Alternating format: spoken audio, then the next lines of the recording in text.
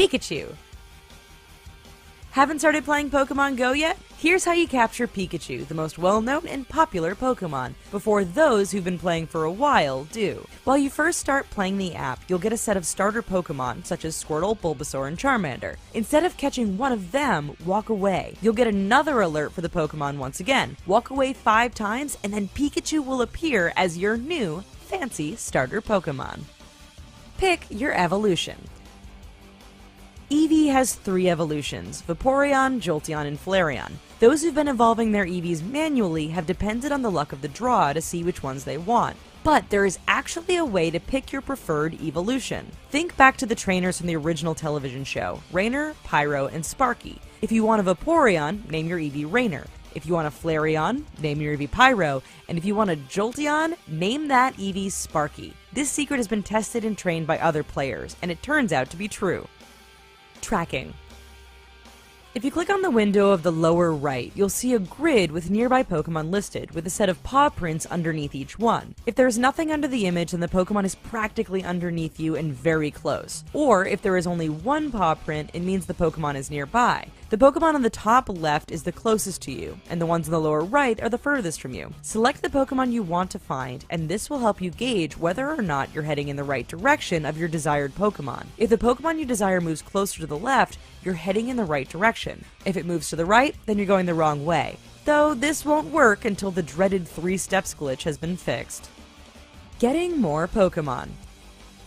If you're going to be at one location for a while and you want to make the most of your Pokemon hunting, then turn on a lure module. It's recommended that you turn these on in bars, restaurants, and shops for optimal catching. Every 3 to 5 minutes, a new Pokemon will appear, and there's a good chance that a rare one might make an appearance as well. Along with a lure, you can use an incense. All you need to do is sit and wait, and the Pokemon will literally come right to you.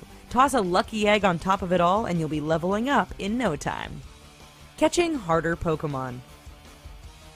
As you progress through each level, you'll encounter rare Pokemon as well as Pokemon with higher CP, making them more difficult to capture and contain in the Pokeballs. This can be really frustrating, especially if you encounter a rare Pokemon that just keeps breaking free of its Pokeball. But once you hit level 6, you'll be able to obtain Raspberries, which will calm the Pokemon down somewhat and give you a better chance for capture and containment. On top of this, at higher levels, you'll obtain Great and Ultra Balls to help trap those pesky Pokemon.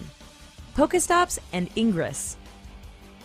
Before Pokemon Go, Niantic created another geocaching game called Ingress, which is a similar treasure hunting game. Turns out that Pokemon Go uses the same maps as Ingress to populate their Pokestops and gyms. So, if you're an Ingress player and you see a portal on your map, they translate to Pokestops. Also, did you know that Pokestops refresh after 5 minutes, so there's no need to just use a Pokestop once?